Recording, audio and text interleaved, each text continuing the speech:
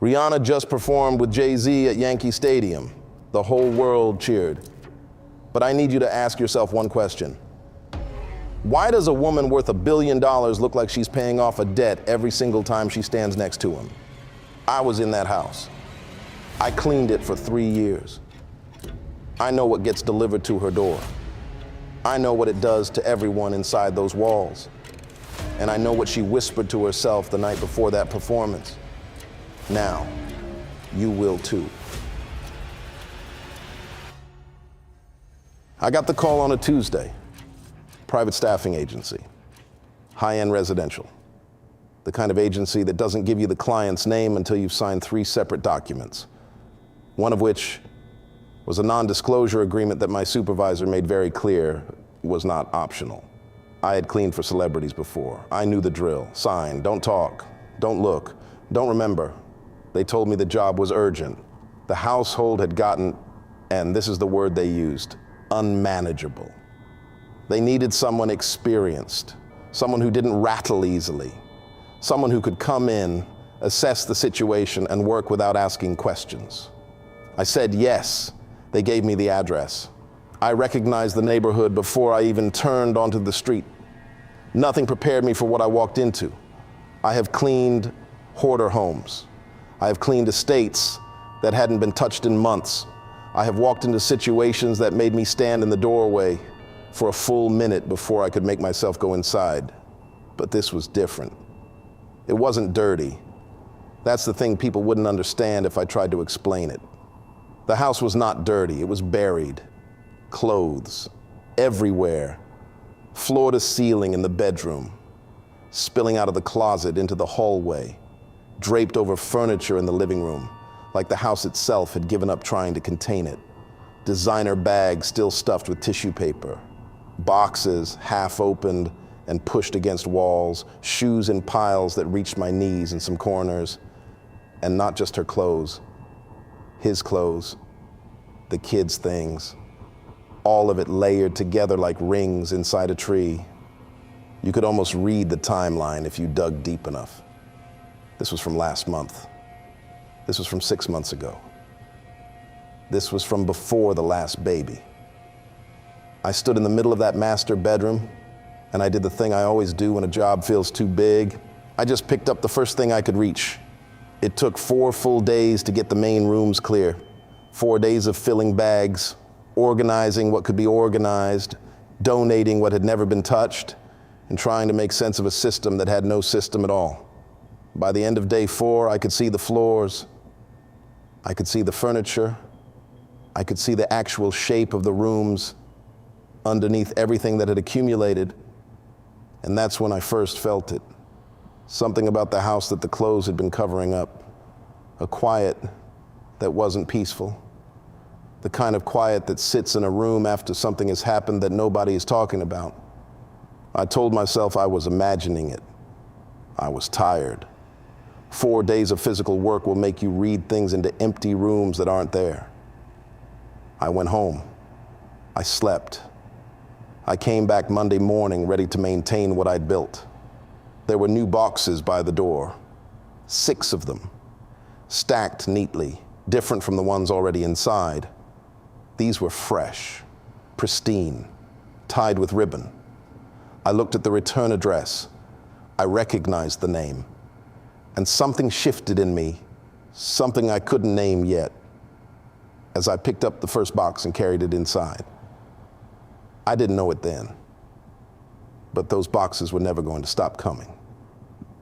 And no matter how many times I cleared that house, it was never going to stay clean. By the 2nd month, I had learned the rhythms of that house. When the kids woke up, which hallway light she left on after midnight, which rooms were hers, and which rooms just happened to have her things in them. There's a difference if you know how to read it. I had also learned the rules. Every new staff member got them the same way I did, quietly, on the first day from the house manager. Not written down. Never written down. Don't speak unless spoken to. Don't make eye contact with guests. And if he comes, You finish your room, you gather your supplies, you find somewhere else to be. The first time he came, I was in the kitchen. I heard the door. I heard the house manager's voice change. That specific shift people make when someone enters a room who holds something over them. I didn't see his face. I followed the rules. I took my supplies to the far bathroom, and I stayed there until I heard the front door again. When I came back out, she was standing at the kitchen counter, not doing anything, just standing, staring at a spot on the wall, like she was trying to remember something she'd known her whole life and couldn't quite reach anymore. One of the other girls caught my eye from across the room. She said 2 words, barely a whisper. "She's low today." I heard that phrase 11 more times over the next year, always after a visit, always the same flat tone, the same 2 words that somehow contained everything we weren't allowed to say out loud. But here is what nobody told me, and what I only started to understand around month 4. The visits and the boxes were connected, not always in the same order. Sometimes the boxes came first, 3, 4, 6 of them arriving by courier within days of each other. And then he would come. Sometimes he came first and the boxes followed within the week, like an echo of whatever had happened in that room I was never allowed to be in. But they always came together. One never arrived without the other, following close behind. We got a second phrase on staff for the boxes, quieter than the first one, said with less resignation and more warning. The boxes came again. When you heard both phrases in the same week, you kept your head down. You moved fast. You did not linger in hallways. By month 6, I had stopped being surprised by the cycles. Clean house, then the boxes, then the visit, then she's low today. Then slowly, over days, she'd come back to herself. A little color returning, a sketch on a napkin, a song playing from somewhere in the house. And then the boxes would come again. I started to understand that what I was cleaning was never just clothes. I want to be clear about something. I am not a gossip person. In 22 years of cleaning, I have seen things inside homes that could have made me very wealthy if I had wanted to talk. I never talked. That is not who I am. What I am is observant. You cannot do this job without being observant. You learn to read a room the way other people read words on a page.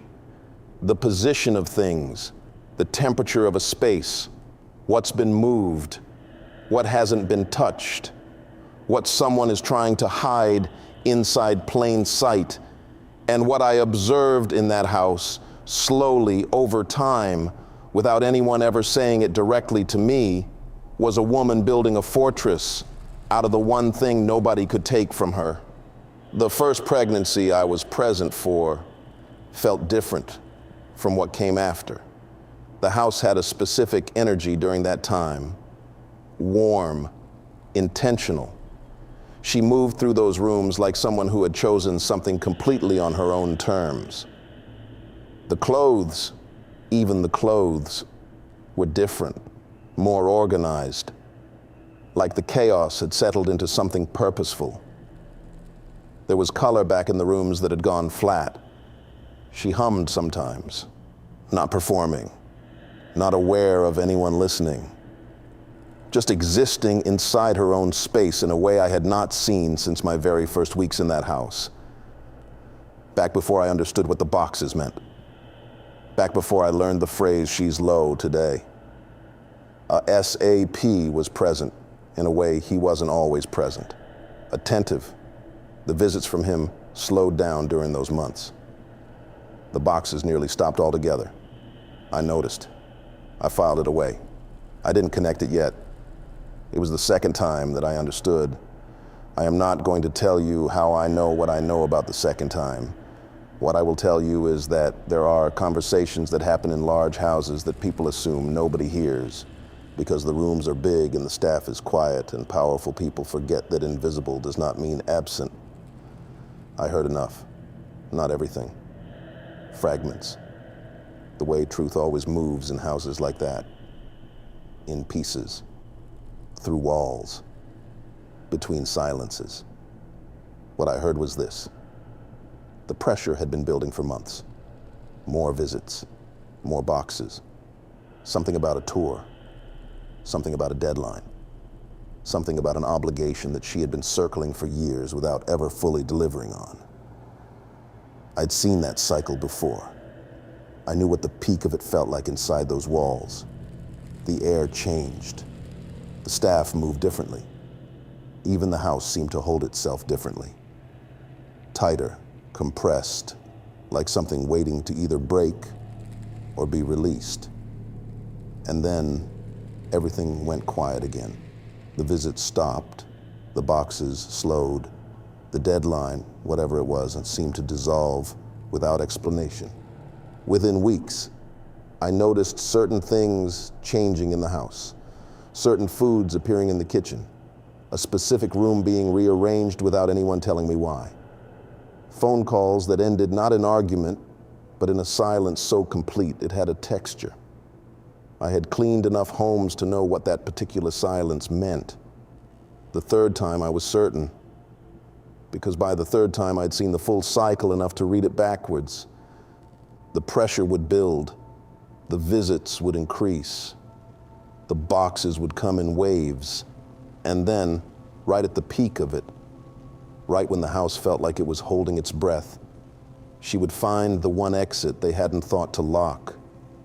The genius of it, and I mean that word with every ounce of respect I have, was that they couldn't schedule it, couldn't sue her for it, couldn't put it in a contract or a clause or a highlighted line on a document.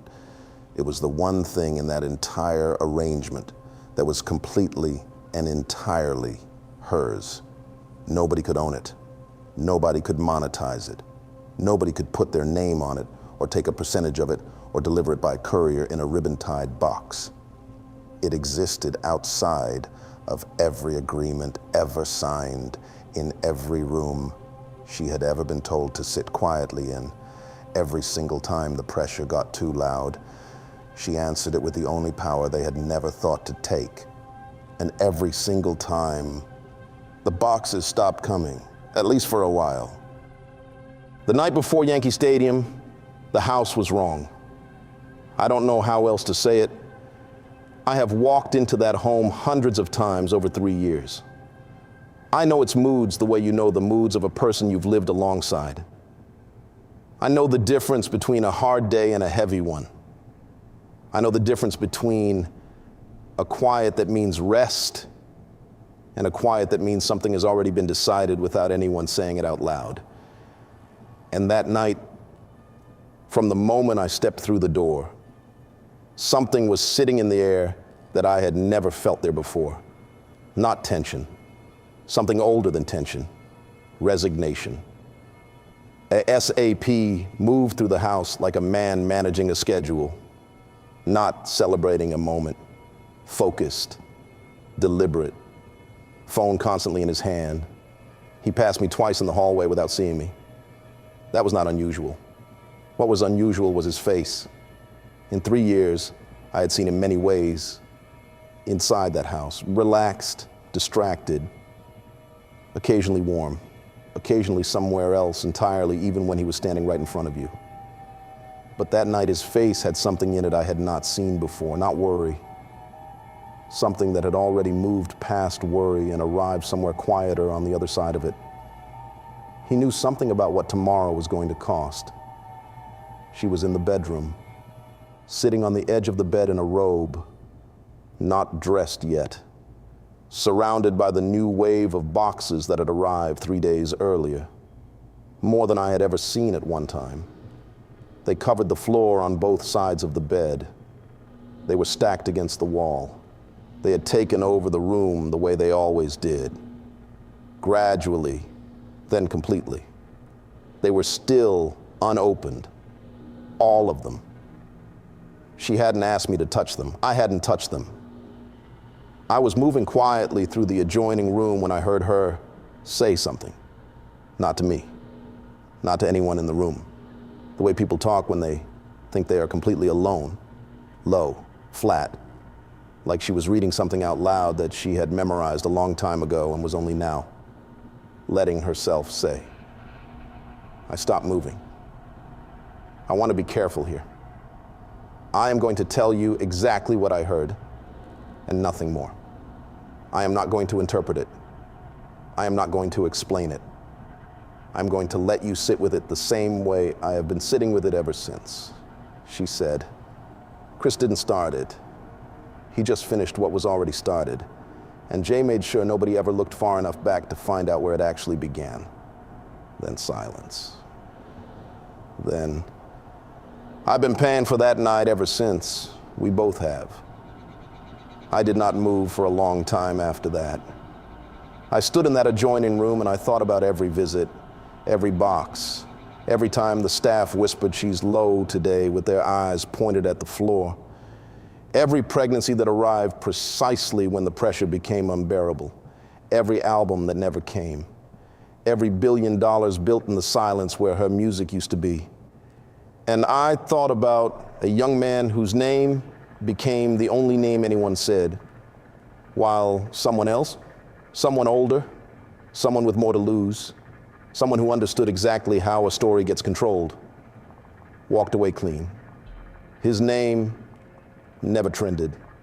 His name never appeared on a single front page. His name was never attached to that night in any article, any documentary, any retrospective about what happened and why.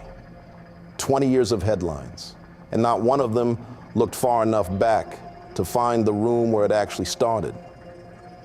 In the car on the way to the stadium, I was part of the support staff traveling separately.